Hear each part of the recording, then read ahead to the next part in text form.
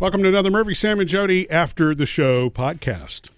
Okay, we were talking about being the firstborn child and if are parents harder on firstborn children? And resounding, our unofficial survey, it's like, yeah, we are. But we don't really even know why. We just are. I think a good reason, though, because as a new parent, you are new. And so you got to try everything out on the first one. So you realize that you wind up being a little harder. And I don't think it's just about trying things out. I think it's about being pressured. You feel like to be, Right. that you want to be such a good parent, you probably try too hard, and so you probably become more restrictive until you learn your ropes, But I also feel like as a parent the reason I asked the question in the first place on our social media, and we talked about it because I do find myself being harder on Taylor than Phoebe.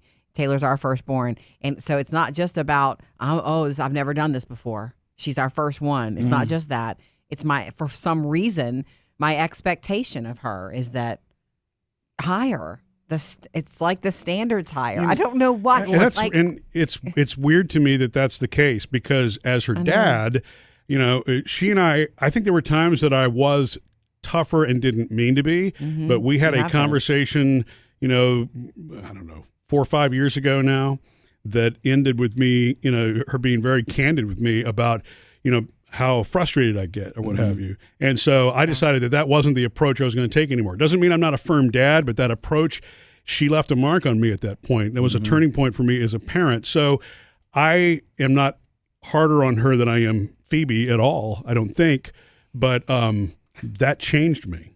I know. I remember that. And that's an interesting thing that happened. I love that you remember that very well. That was a crazy thing that happened. Yeah, I mean, without getting too personal about it, I guess the best thing to explain is that we were back and forth, and teenagers become argumentative. That's right. That's what they do. Yeah. And I think Jodi and I were trying to make a point, and at that point, I began to become more firm and final in what I was saying, and it just got too pointed. The conversation, I wasn't insulting, but I was, as in, this is final, this is it, no more discussion. I mean, it was just not the right way to handle not that can't happen. Sure. Because there are some things that parents will lay down law on that is final, but it was about the way the communication was going. And shout out to her for standing up for herself to say, okay, I understand this is who you are, but when you talk to me like this, it stops the conversation. It's like she held up a mirror to you and showed you the way you were communicating with her. Yeah. It was really impressive. So, I don't think I explained it very well just now. Basically what happens, in any conversation, when you get frustrated, emotions rise, right? Yeah. And then everybody starts to become, more heated and more frustrated. And if you allow that frustration to get to you, it just kind of, begins to erupt out. And then when it's all said and done, everybody wants to make happy and you feel bad for the way that you approach it. Shouldn't have gone. Right, exactly. And so she basically said, Dad, this cycle, I can't take this. I will listen to what you tell me, but I can't ride this roller coaster. And I respect that. So I absolutely, at that moment, changed my ways as a parent. Like I'm saying, communicating right? For her, yeah, exactly. Especially not the communication part. I've not changed my discipline as a parent or my beliefs or the goals or the our house methods, rules and our methods. Right. Right. Just the way I communicated. I think with my oldest, Sammy, I still probably do expect more from him than the other kids. And Right. the only reason is I think it's because he is older and because the teenagers, I expect things from all my kids, but the teenagers are not to that point yet, I don't think. I mean, they've got to find that. I mean, Sammy, when he went to college, he blew a full scholarship in his first year by playing video games. He wound up dropping out of that, going to another college, and and everything finally clicked for him. He found his place. Yeah. And now, married, kid, he's building a house, he's got a great job. Right. And so it's he's doing really well, but he had to come about that on his own. Right, and he's 30. So it's like I expect more because you're older, because you're grown up, you're an adult, you know. Right. Whereas the kids, I don't, and also too, it is that, I guess, that cliched thing where the by the time you get to the fifth kid, it's like, sure, play with the scissors. I don't care. You're not going to do that. It's almost as if you realize you'll be fine. I know where the after hours doctor is. I think it's that you realize that all the lecturing and all the pushing and all the rules and regs and the helicopter, whatever it is that you do, you can do all of that and still they're going to find their own way, hopefully with your guidance. You guide. Yeah. But you do all of that and you realize they still are going to find their own way. So by the fifth kid for you, it's like not the scissors, but it's like, okay. Right. And we had some live and learn sort of thing. In the fall last year, and we didn't talk about this much on the show, but we had Jackson's mom and I had some issues with him.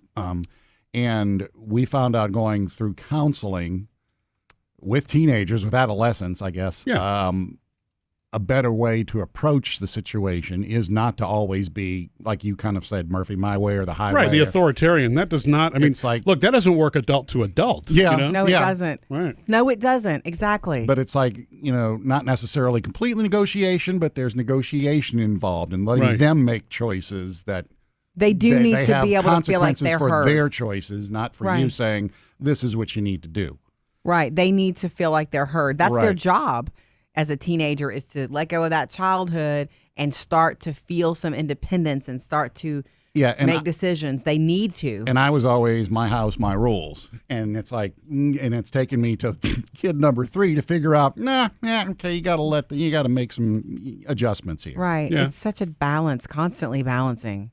Well, the other thing I think that happens, especially with your first children, are you somewhere along the line don't realize that they're not as young as they used to be, and you have to adapt. And I found that we kind of started to adapt our style, not too late, but the girls were saying like, Dad, I know that. You've told me that before. I'm 10 years old or I'm 12 years old or whatever. Yeah. You have to adjust your style based on what's age appropriate. I've had those moments. It's your child is growing up, but you are growing as a parent. Yeah. It's so crazy because you get the biggest, greatest responsibility of your life. And at first they can't even hold their own heads up. So you're all over them doing everything for them because that's what you have to do. Mm-hmm. And then you get into that habit of doing that. Habit is this is how I parent.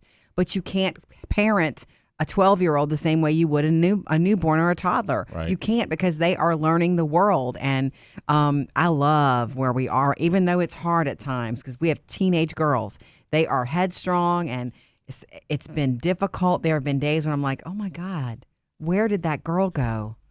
She used to be a fairy, and now she's very different. Like, where did this girl go? I have those moments, but I love where we are because they are little women.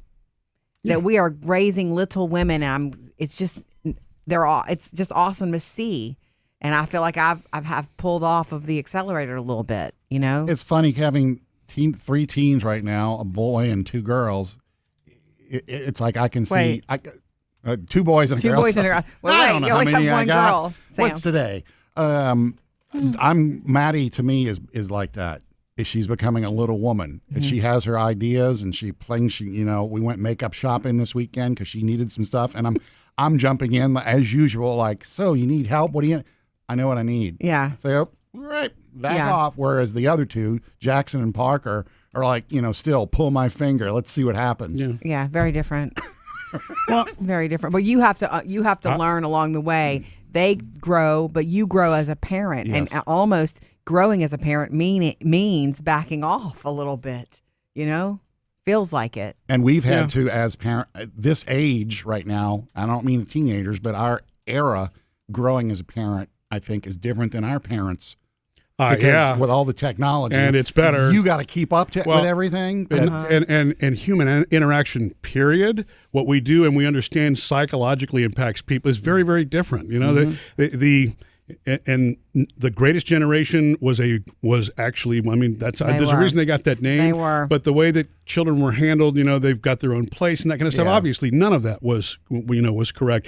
All of us as a society, I think, learn and get better with each generation when it comes to that. But the technology helps. The quality, that really kind of helps with the quality control. It lets you be a parent without being in the face constantly, but you know what I mean?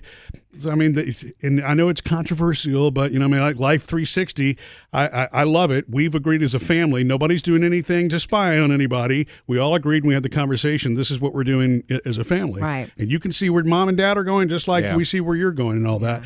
But I think what's nice about as they get older, to me, is now that you can start to have more adult-like. I love it. And I'm not speaking condescendingly, but when I say that, it's like I can have the kind of coaching conversations that I have at work now in ways that in things that they understand.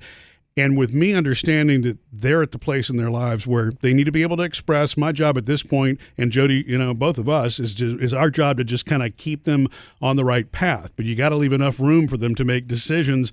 And if it's a mistake that they're going to make that's not going to physically harm them or something like that, then we just kind of let them, do that part. But we're protective within reason. But I love being able to just have those conversations. They come back firm. I do think what we talk about is respected, but you don't have to be the authoritarian. Right. And the other thing about that's the environment that I grew up in. And I love my mom to death. She passed away almost 4 years ago.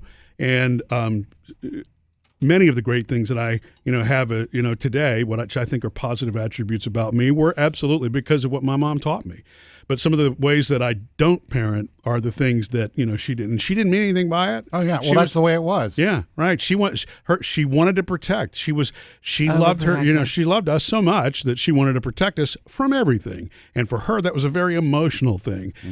Unfortunately, what happens is you then wind up pointing that at the children if you don't realize it, and it becomes off that, what do you call it, authoritarian style. Yeah, too much, because then you have a disconnect. Because if you're with somebody every day and all they ever tell you is no, and no reason why, no, you're going to rebel against that. Yeah. You're going to rebel against it. So if you are in charge, but in a way that your children feel heard, we find that's the best balance. Like, we're in charge and we advise and we guide, and they have a loving place to express. They can express anything. Yeah. But they are always heard. Yes, we hear you. I understand, or I don't understand, or, let's talk about how we can help you with that. But at the end of the day, you do still live here. We are still the parents. We have that. We have a very full conversation when we have to have a family meeting. And look, there's no guarantee that that's going to, set the perfect platform, because God knows we've had just as many curveballs thrown at us too. Just when you think you got it right, it's like, what? Wait, and then you question your own direction as a parent and all those, conflicting moments. So I think it's crazy. At every age, you're really kind of reinventing your role as the parent to make sure that you're doing the right thing at the right age. That's the deal. And what you think is right. And that's been, for me, if I were to have to think about, if somebody asked me right now, what are the hardest things you've faced in your life? It is parenting teenagers.